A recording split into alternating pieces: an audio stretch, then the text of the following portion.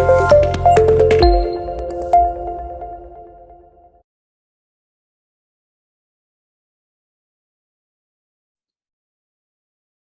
काफी स्टूडेंट्स को डाउट आ रहा था कि ये बिल्स रिसीवेबल क्या होता है, बिल्स पेबल क्या होता है।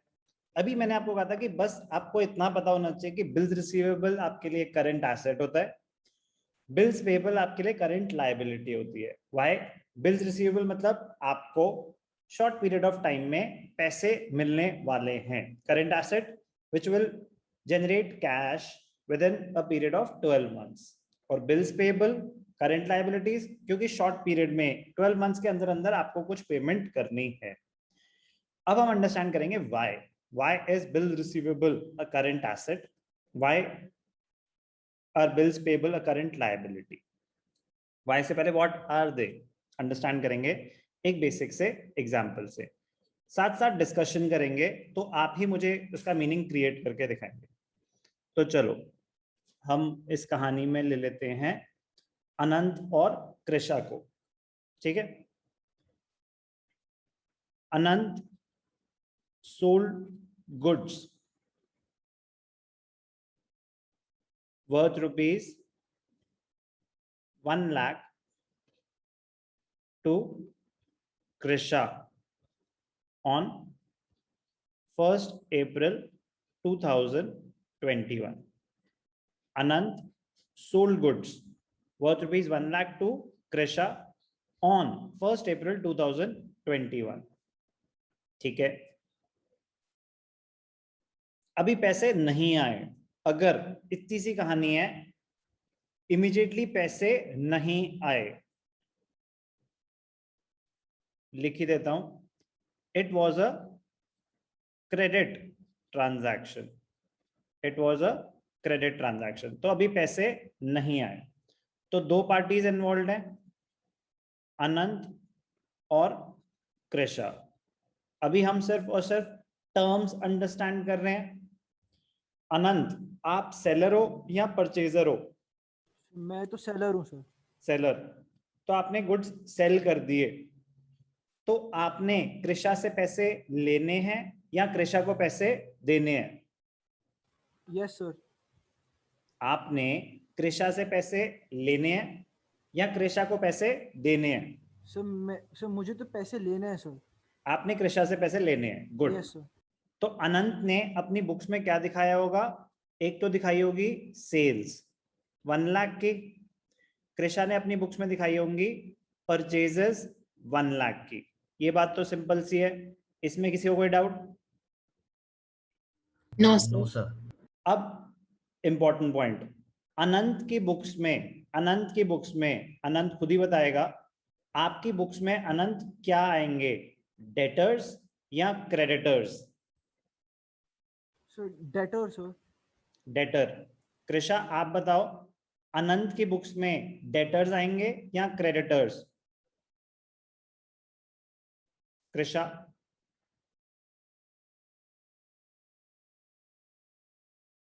आवाज आ रही है कृषा? ट्राई करना है।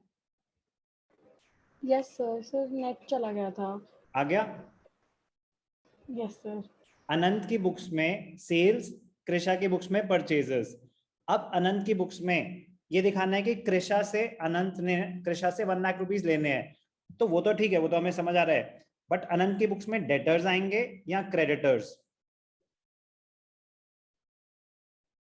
कृषा ट्राई। क्रेडिटर्स।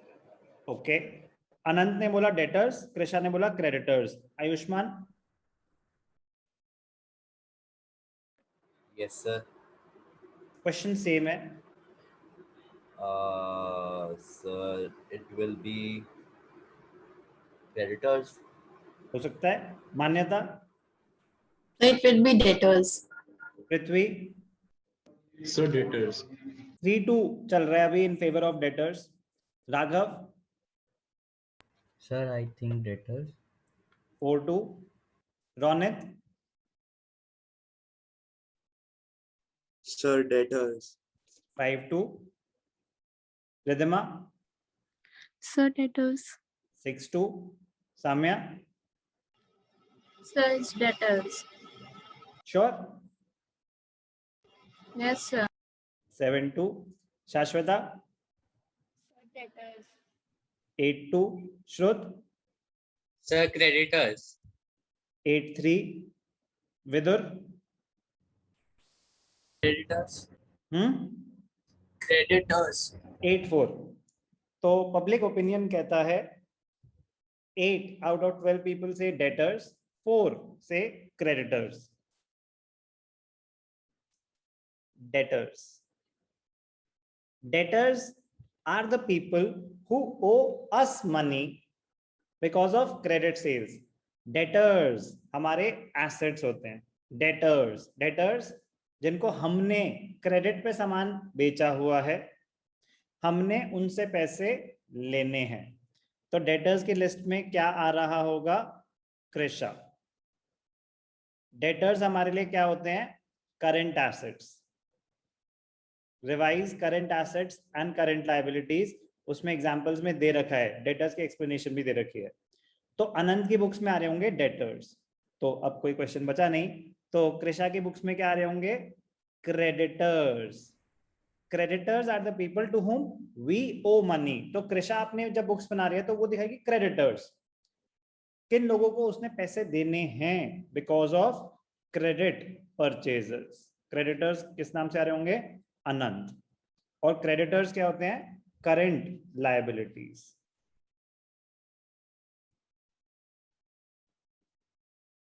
तो जब क्रेडिट ट्रांजैक्शन हुई, अनंत के बुक्स में सेल्स आ गया और डेटर्स आ गए. क्यों डेटर्स आ गए? क्योंकि अभी कैश नहीं मिला है. कैश मिला होता तो कैश एक एसेट बढ़ चुका होता, बट क्योंकि कैश नहीं मिला, अभी मिलना है, तो डेटर्स मेरे करंट एसेट्स हैं, शॉर्ट पीरियड ऑफ टाइम में मुझे कैश जनरेट करके देंगे.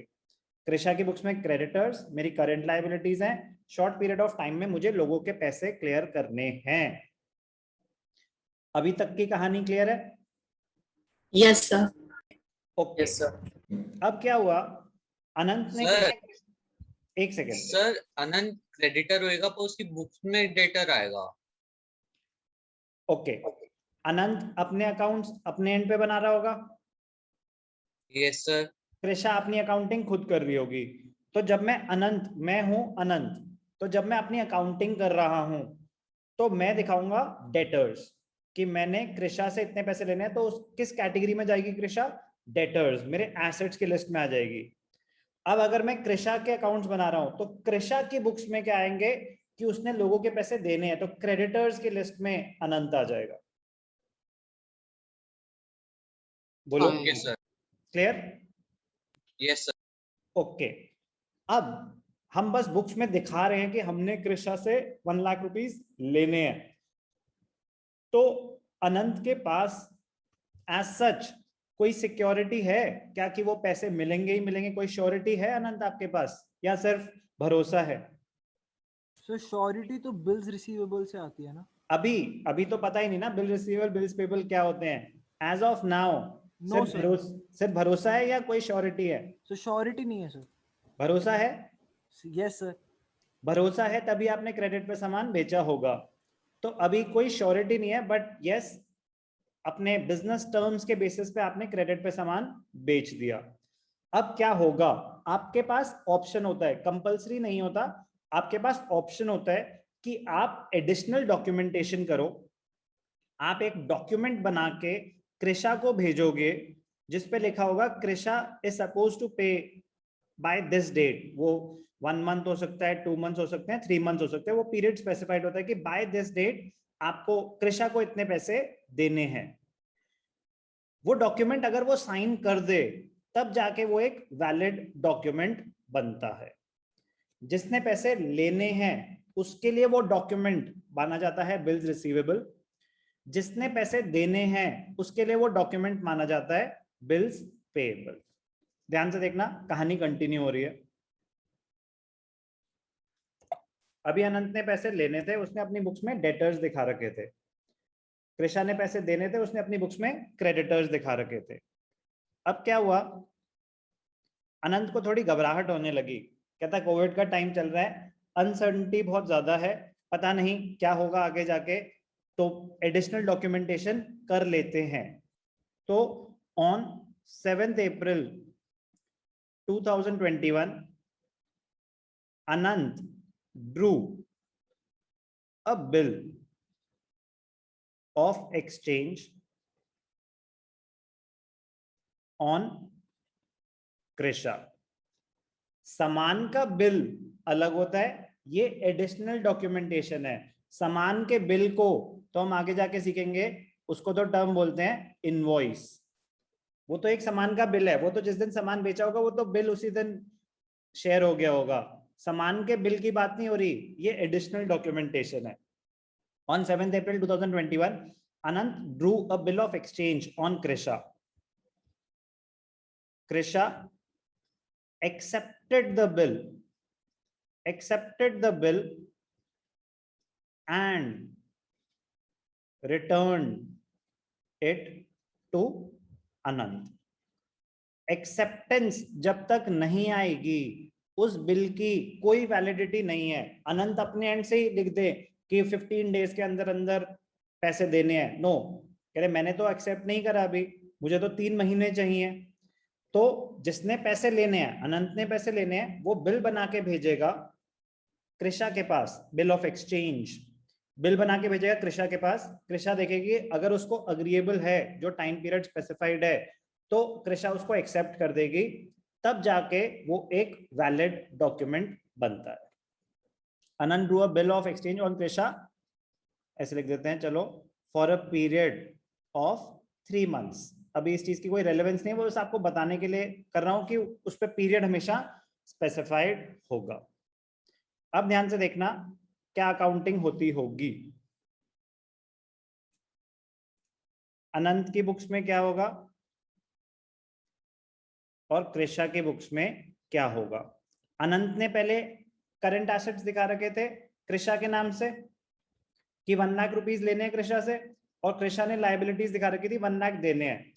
लाइबिलिटी तो 1 लाख की है, 2 लाख की तो नहीं है कि अब एक बिल रिसीवेबल भी दिखा दोगे और डेटर्स भी, दोनों में से एक ही चीज एग्जिस्ट कर सकती है, यस और no? Yes, yes sir. Sir. तो अनंत अब क्या करेगा, अनंत ने जब डॉक्यूमेंट बना के भेजा तो अनंत की बुक्स में एक नया एसेट आ जाएगा बिल्स रिसीवेबल के नाम से। क्या होगा ये? करंट एसेट, क्योंकि पैसे आने हैं। आपने 1 लाख रुपए लेने हैं या 2 लाख रुपए लेने हैं अनंत? सर 1 लाख रुपए लेने हैं 1 लाख रुपीज ही लेने हैं। तो Yes, sir. अब अगर एसेट बिल्स रिसीवेबल है तो डेटर्स और बिल्स रिसीवेबल दोनों एक साथ एग्जिस्ट कर सकते हैं क्या कृषा के नाम से? नो सर, एक ही एग्जिस्ट कर सकता है। गुड। तो debtors will be replaced by bills receivable.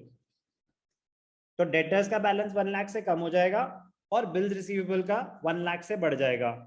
तो जब आपने सिर्फ क्रेडिट पे सामान बेचा था, जब तक एडिशनल डॉक्यूमेंटेशन नहीं करी थी, तो आपकी बुक्स में एसेट्स आ रहे थे कि आपने कृषा से 1 लाख लेने हैं, 1 लाख लेने हैं। लेकिन जब आपने एडिशनल डॉक्यूमेंटेशन कर दी बिल्स रिसीवेबल की, तो कृषा के 1 लाख माइनस हो जाएंगे, डेटर्स हो गए 0, बट एक नया एसेट आ जाएगा बिल्स रिसीवेबल के नाम से, बिल्स रिसीवेबल 1 लाख। तो आपने 1 लाख ही लेने हैं, बट अब डेटर्स की जगह बिल्स रिसीवेबल के नाम से एसेट आ रहा होगा। पैसे अभी भी नहीं मिले, बस एसेट का नाम चेंज हो गया, पहले डेटर्स आ रहे थे, अब बिल्स रिसीवेबल आ रहे हैं। ऐसे ही कृषा की बुक्स में क्या होगा, एक नई लायबिलिटी आ जाएगी, किस नाम से? Bills payable. बिल्स पेएबल क्या होता है? Current liability. Current liability. creditors will be replaced by bills payable। पहले कृषा ने क्रेडिटर्स दिखा रखे थे कि 1 लाख अनंत को देने अभी भी 1 लाख हैं, लेकिन क्योंकि एडिशनल डॉक्यूमेंटेशन हो गई है, बिल ऑफ एक्सचेंज बन गए हैं, तो क्रेडिटर्स हट गए, एक नई लायबिलिटी आ गई बिल्स पेएबल के नाम से 1 लाख। सर पैसे तो तब भी नहीं मिले थे, पैसे तो अब भी नहीं मिले, इतनी मेहनत करी ही क्यों? इसकी क्या एडवांटेज होगी? कोई ट्राई करना चाहेगा? सर अब हमारे पास सर्टेनिटी है कि वो उसको पैसे देगी ही देगी। ओके, एक श्योरिटी आ गई हमारे पास, एक लीगल डॉक्यूमेंटेशन हो गई है, तो पैसे मिलने की प्रोबेबिलिटी बढ़ जाएगी। करेक्ट। और बाकी मैं बताता हूं, आपके हिसाब से आपने वही बताया, वही बहुत बड़ी बात है, तो गुड, परफेक्ट आंसर कि लीगल वैलिडिटी एनहांस हो गई उस पर्टिकुलर ट्रांजैक्शन की, उसके ऊपर एडिशनल डॉक्यूमेंटेशन हो गई। अब टाइम पीरियड भी सर्टेन है कि इतने टाइम के अंदर अंदर हमारे पैसे आ जाएंगे। अभी तक कहानी क्लियर है बिल्स रिसीवेबल और बिल्स पेबल की? Yes sir. Yes, sir. Yes, sir. अब लास्ट चीज एक्स्ट्रा करा रहा हूं, बट आगे जाके कहीं ना कहीं काम ही आएगी। Advantages of bills receivable, understanding point of view से advantages of bills receivable. Number 1, legal document हो गया एक, तो ये तो आपने बता ही दिया। सेकंड इंटरेस्टिंग पॉइंट, और आपके लिए नई बात होती है, discounting of a bill of exchange. Discounting, आप अपने बिल को डिस्काउंट करा सकते हो। मतलब आपके पास एक बिल पड़ा हुआ है, एक डॉक्यूमेंट है कि 3 महीने के अंदर अंदर आपको किसी से पैसे मिलने हैं। आप जाओगे बैंक के पास कि मेरे पास देखो एक डॉक्यूमेंट है, मुझे ना कृषा से 1 लाख रुपीस मिलने हैं 3 मंथ्स के अंदर अंदर। तो ऐसा करो, ये डॉक्यूमेंट आप रख लो, आप बैंक वालों को बोल रहे हो ये डॉक्यूमेंट आप रख लो, मुझे इसके अगेंस्ट पैसे दे दो, आपने जो कमीशन चार्ज करनी है कर लो। तो आपको अगर इमीडिएटली फंड्स की जरूरत है तो बिल्स रिसीवेबल के अगेंस्ट आप पैसे जनरेट कर सकते हो बैंक से। Yes sir. बैंक अपनी कमीशन चार्ज करेगा, तो वो आप अपनी कैलकुलेशन कर लोगे ना कि अच्छा 1 लाख है, ऐसा करो आप 5,000 काट लो, 95,000 रुपीज मुझे दे देना, 3 महीने बाद आप अपने आप जाके कृषा से 1 लाख ले लेना, तो बैंक ने 5,000 रुपीज कमा लिए। Yes sir. आपके पास लेकिन 95,000 इमीडिएटली आ गए, अब आप बिजनेस में उसको री इन्वेस्ट कर सकते हो और सामान ले सकते हो। यस और no? Yes sir. Yes, sir. तो discounting of a bill of exchange का जनरल मीनिंग समझ आ गया कि आप बैंक के पास गए, आपने अपना बिल डिस्काउंट करा लिया, आपको पैसे इमीडिएटली मिल जाएंगे, अब बिल हो गया बैंक का, बैंक उस पर कमीशन चार्ज करता है। क्लियर? सर एक डाउट है सर, फिर वो पैसे कृषा से सर बैंक लेगा डायरेक्टली या फिर हम ही लेके बैंक को बैंक देंगे? बैंक बैंक वो डॉक्यूमेंट हो गया बैंक के पास, अब बैंक करेगा जो करेगा, हमें कोई लेना देना नहीं है till the time Krisha defaults. वो आगे जाके पूरा एक चैप्टर है bills of exchange. Normal scenario में तो बैंक कृषा के पास जाएगा और कृषा उसको पैसे दे देगी। अगर कृषा 3 मंथ्स के बाद पैसे दे ही नहीं पाती, उसको बोलते हैं dishonour of a bill of exchange. वो सब बहुत आगे की कहानी है, पूरा एक चैप्टर है हमारे कोर्स में बिल्स ऑफ एक्सचेंज। तो बैंक जाएगा कृषा के पास, हमें कोई लेना देना नहीं है till the time Krisha meets the payment. Sir doubt है सर। बोलो। सर अगर जब हम बिल ऑफ एक्सचेंज बैंक को दिखाते हैं सर, अगर हमें ये इन्फॉर्मेशन कृषा को कम्युनिकेट करनी पड़ेगी कि नहीं? नो, कृषा को फर्क नहीं पड़ता कि बिल किसके पास है। 3 मंथ्स तक आप जो मर्जी करो, कृषा कह रही है मुझे नजर मत आना, 3 महीने बाद आना, तब मैं आपके पैसे दे दूंगी, उसके बीच में आपने जो करना है करो। Okay sir, okay sir. Good question. Sir इसके नाम पर हमको लॉस नहीं होएगा? बिल्कुल होगा, तो दूसरा ऑप्शन है कि 3 मंथ्स वेट कर लो, मिल जाएंगे पूरे पैसे। तो वो कैलकुलेशन तो आप करोगे ना कि आपको इमीडिएटली कुछ पैसे कट के मिल रहे हैं, आपको बिजनेस चलाने के लिए पैसे अगर चाहिए इमीडिएटली, तो कम से कम एक ऑप्शन तो क्रिएट हो गया। Yes sir. यस और नो? ठीक है, तो एक लीगल डॉक्यूमेंट, डिस्काउंटिंग, और एक एडवांटेज आपके लिए है एंडोर्समेंट। एंडोर्समेंट का मतलब क्या होता है? Transferring the bill in favour of a third party, in favour of third party. अब अनंत के पास बिल पड़ा हुआ था, अनंत ने राघव से कुछ सामान खरीदा 1 लाख का, लेट अस अज्यूम 1 लाख का सामान खरीदा। अब अनंत ने बोला यार देख, मेरे पास पैसे अभी इमीडिएटली तो नहीं पड़े, लेकिन मेरे पास ये बिल पड़ा हुआ है जो मैं आपके नाम ट्रांसफर कर देता हूं, तो जब 3 महीने होंगे तो कृषा से जाके पैसे ले लेना। तो आप उस डॉक्यूमेंट के बेसिस पे किसी और से भी सामान खरीद सकते हो, यस और no? Yes, sir. Yes, sir. तो एंडोर्समेंट, इतनी कहानी काफी है बिल्स ऑफ एक्सचेंज की। तो बस हमें समझना क्या था कि बिल्स ऑफ एक्सचेंज बनाता कौन है? जिसने पैसे लेने हैं। तो अनंत ने पैसे लेने थे, अनंत ने डॉक्यूमेंट बना के भेजा कृषा के पास, कृषा ने उसको एक्सेप्ट किया। अब वो डॉक्यूमेंट, सेम डॉक्यूमेंट जिसने पैसे लेने हैं उसके लिए बिल रिसीवेबल होता है, current asset.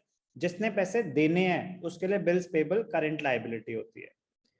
Basic accounting terms में कहाँ यूज हो रहा है? वहां तो एक लाइन दे रखी है इस चीज के ऊपर, वो अज्यूम करते हैं कि आप चमत्कारी बच्चे हो, आपको सब कुछ समझ आ ही जाएगा। बट एग्जाम्पल से रिटेंशन कहीं ज्यादा बेटर रहेगी, तो एग्जाम्पल अंडरस्टैंड करना। तो अभी क्लोज करेंगे हम दो terms, trade receivables and trade payables. तो पहले trade receivables. Trade receivables, trade business की वजह से कुछ रिसीवेबल्स जनरेट हुए, आपने लोगों से पैसे लेने हैं। Amount receivable against sale of goods और सर्विसेज और बोथ, हमने पैसे लेने हैं। It is the amount receivable against sale of goods और सर्विसेज और both rendered in the ordinary course of business, मतलब जो आपका काम था। Trade receivables is the sum total of debtors and bills receivable. हमने डेटर्स भी अंडरस्टैंड कर लिया, हमने बिल्स रिसीवेबल भी अंडरस्टैंड कर लिया। Trade receivables is the total, कितने हमारे पास डेटर्स पड़े हुए हैं, कितने हमारे पास बिल्स पड़े हुए हैं, उन दोनों को एड अप करो तो ट्रेड रिसीवेबल्स आ जाते हैं। डेटर्स कौन होते हैं? पर्सन और entity from whom amount is receivable, from whom amount is receivable against sale of goods और सर्विसेज। हमने पैसे लेने हैं। डेटर इज अ पर्सन और entity who owes amount to the enterprise against credit sales. तो एक important point है हमारे लिए कि डेटर्स हमारे लिए क्या होते हैं? Current assets. यहाँ ट्रेड रिसीवेबल्स ही हमारे लिए क्या होते हैं? Current assets. तो डेटर्स का मीनिंग क्लियर है? Yes, sir. Yes, sir. Bills receivable, acceptance received from a debtor. अब मीनिंग समझ आएगा ना आपको? Acceptance received from a debtor. तो अनंत ने बिल बना के भेजा था कृषा को, कृषा उसकी डेटर थी, कृषा को बिल बना के भेजा था। जब कृषा ने एक्सेप्ट कर लिया कि ठीक है दे देंगे, ज्यादा टेंशन मत लो, तो जब वो एक्सेप्ट हो गया तब जाके वो एक लीगल डॉक्यूमेंट बना है जिसको बिल्स रिसीवेबल बोलते हैं। Acceptance received from a debtor. Bill receivable means a bill of exchange accepted by a debtor, the amount of which will be received on a specified date. तो most important point ही क्या होता है कि time period fix हो जाता है कि भाई साहब इस डेट तक मेरे पैसे दे देना, उससे पहले मैं आपको परेशान नहीं करूंगा। तो trade receivables are the amounts receivable by the enterprise against, ठीक है सेम चीज है। तो trade receivables, debtors and bills receivable are collectively termed as trade receivables. ऐसे exactly same trade payables है। trade payable क्या हो गया? आपके amount payable। trade payables क्या होती हैं? आपकी current liabilities। कुछ mention नहीं होता तो ये सब current assets और current liabilities ही होती हैं कि एक साल के अंदर अंदर close करना है। तो trade payables is the sum total of creditors and bills payable। creditors आपने लोगों के पैसे देने हैं, a person or entity to whom amount is payable। हम अपनी बुक्स में दिखा रहे हैं कि हमने पैसे देने हैं, किस बात के? अगेंस्ट परचेज ऑफ गुड्स और सर्विसेज, क्रेडिट पे हमने ली होंगी, अमाउंट पेबल है तभी। अब क्रेडिटर इज अ पर्सन और enterprise to whom an enterprise owes amount against credit purchases of goods और सर्विसेज। तो बिल्स पेबल क्या होता है? कह रहे देने थे किसी के पैसे, तो उसने बोला कि एडिशनल डॉक्यूमेंटेशन कर लेते हैं, तो उन्होंने डॉक्यूमेंट बना के भेजा, मैंने एक्सेप्ट कर लिया। तो acceptance given to a creditor. Bills receivable क्या था? Acceptance received from a debtor. Bills payable क्या है? Acceptance given to a creditor. हमने एक्सेप्टेंस दी है कि हाँ भाई साहब आपके पैसे दे देंगे।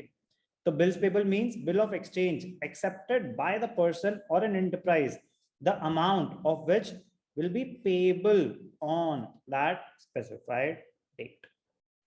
Important term है बहुत ज्यादा, तभी इतनी कहानियां आपको सुनाई गई। ये आपको बहुत बहुत हेल्प करेगी डिफरेंट चैप्टर्स में। तो सिर्फ टर्म्स को टर्म्स के पॉइंट ऑफ व्यू से अंडरस्टैंड नहीं करना, ये अंडरस्टैंड करना जब हम एक्चुअल अकाउंटिंग कर रहे होंगे, जब हम रिकॉर्डिंग कर रहे होंगे तो जर्नल में कैसे दिखाएंगे, जब हम पोस्टिंग कर रहे होंगे तो लेजर में कैसे दिखाएंगे, फाइनेंशियल स्टेटमेंट्स में इनको कैसे दिखाते होंगे, सब यूज होगा आगे जाके। और बिल्स ऑफ एक्सचेंज तो इतना इंपॉर्टेंट है कि बिल्स ऑफ एक्सचेंज पे पूरा का पूरा एक चैप्टर ही है। तो अभी आपको बस उसका बेसिक मीनिंग समझ आना चाहिए विद लॉजिक।